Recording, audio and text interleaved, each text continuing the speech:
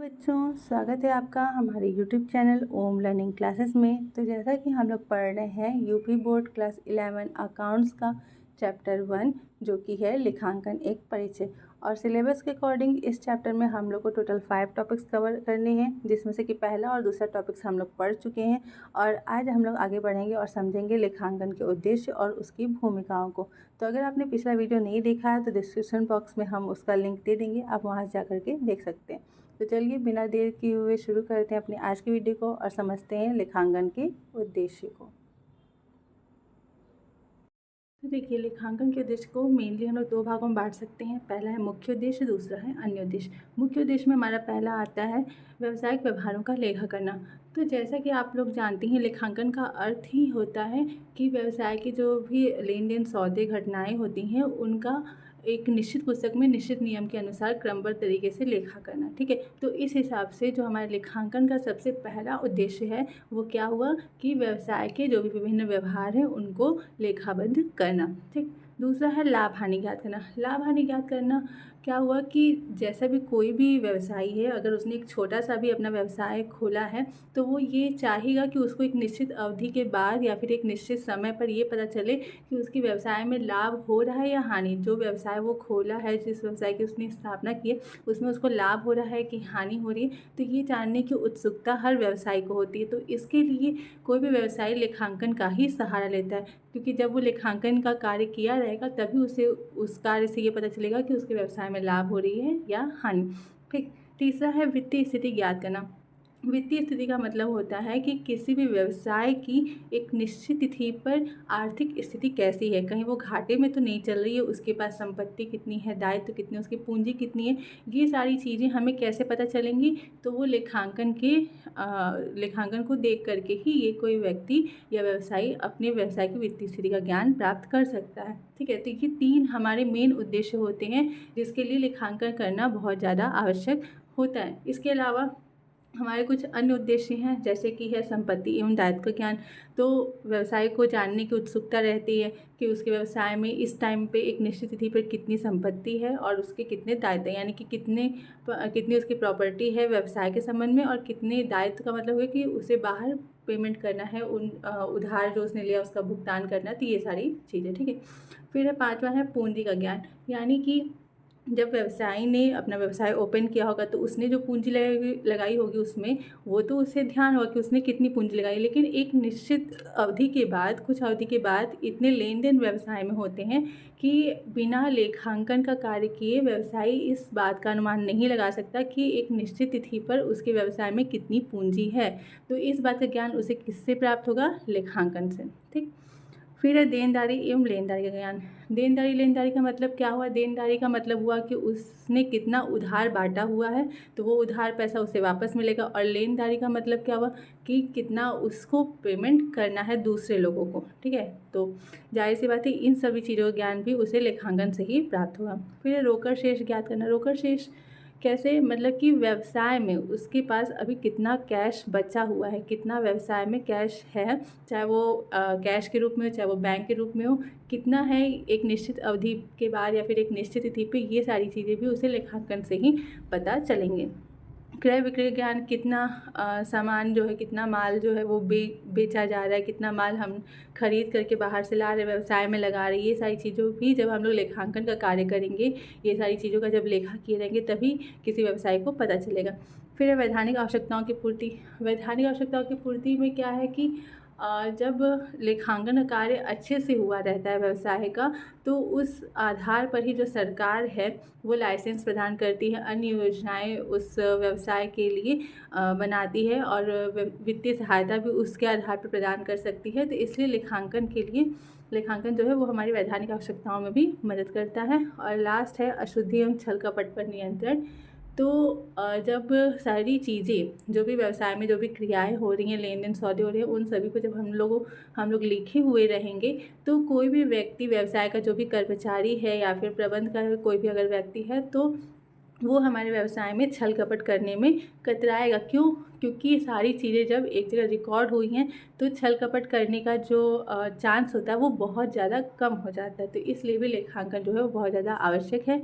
तो तो I hope कि आप लोग को ये सारे उद्देश्य समझ में आए होंगे कि आखिर में लेखांकन का उद्देश्य क्या होता है, लेखांकन किया क्यों जाता है। ठीक है, तो ये था हमारा लेखांकन का उद्देश्य। अब बढ़ते हैं और देखते हैं कि लेखांकन की भूमिकाएं विभिन्न क्षेत्रों में क्या क्या है।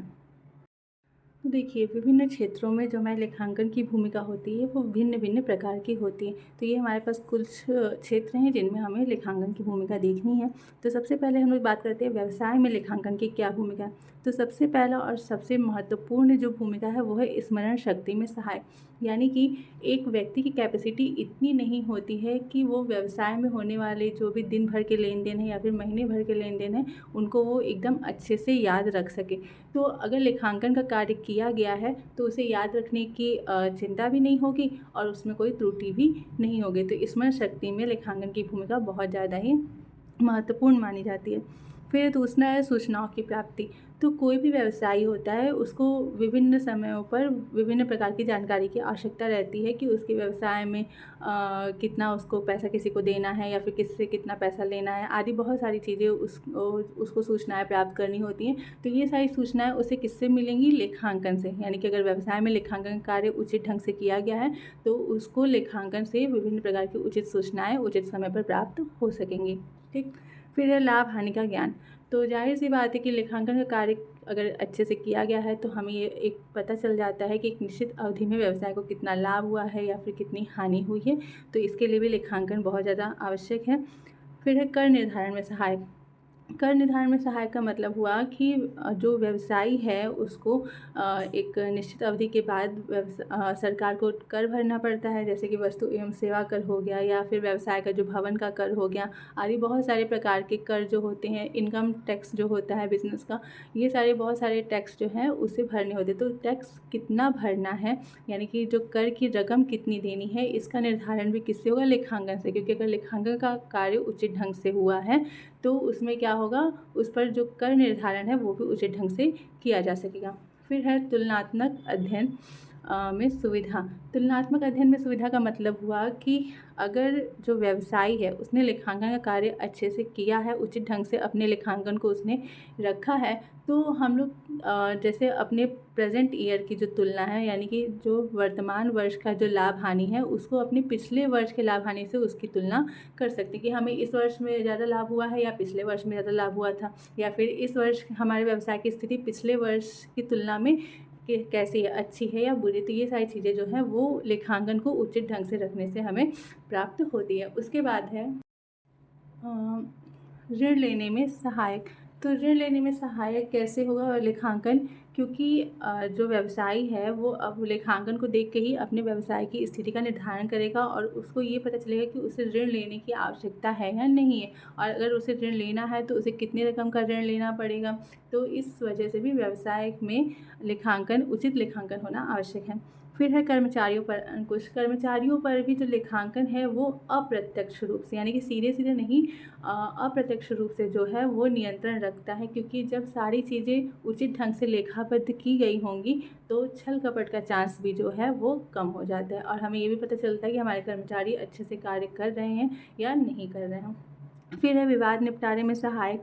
तो अगर कोई भी व्यवसाय से संबंधित कोई भी विवाद है, कोई भी केस है जो कि न्यायालय तक पहुंच गया है, तो उस कंडीशन में न्यायालय क्या करता है कि वो व्यवसाय के लेखांकन को देखता है और उसको एक तरीके से साक्षी माना जाता है।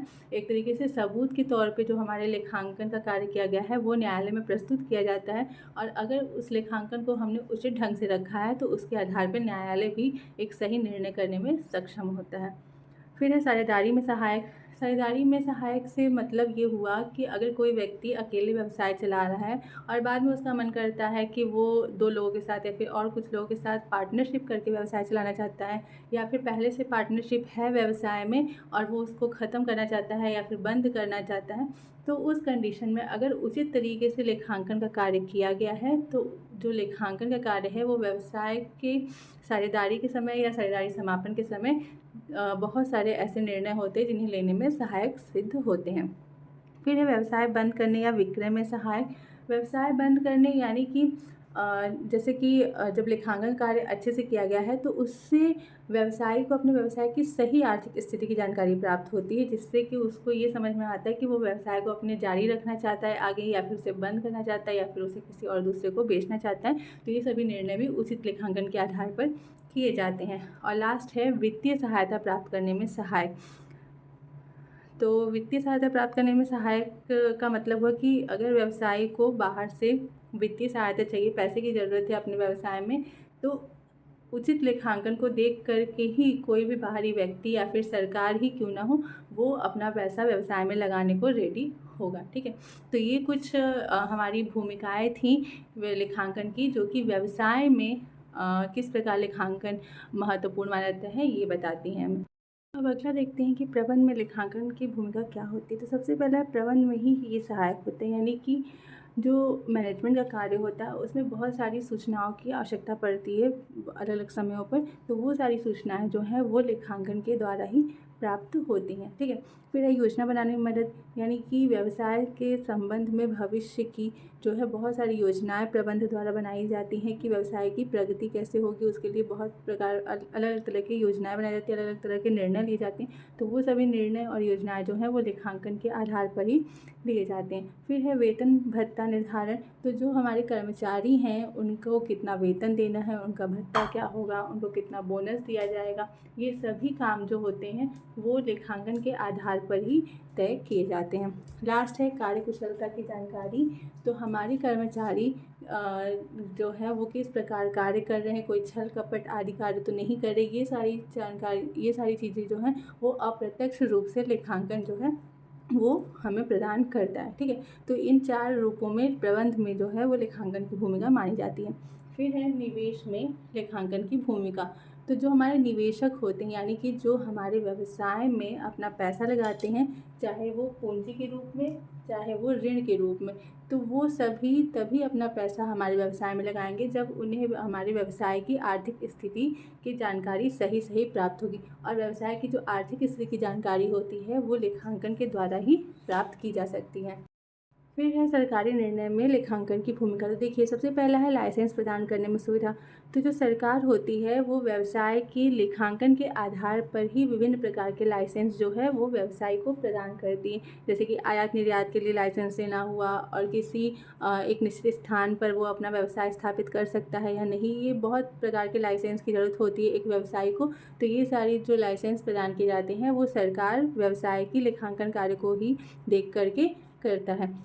करारोपण में सहायक। तो सरकार जो है वो विभिन्न प्रकार के कर जो है वो एक व्यवसाय पर लगाती है, तो जिसकी निर्धारण जो है कि कितना कर लगाना है एक व्यवसाय पे, वो उसके लाभ हानि, आय व्यय आदि के आधार पर ही इसका निर्धारण होता है। फिर है प्रगति की जानकारी। तो व्यवसाय की प्रगति किस प्रकार है, वो कितना प्रगति कर रहा है, आगे की भविष्य में उसकी क्या स्थिति हो सकती है, इन सभी चीज़ों की जानकारी भी सरकार को व्यवसाय के लेखांकन को देख करके ही प्राप्त होती है। और लास्ट है वित्तीय सहायता निर्धारण करने में सहायक।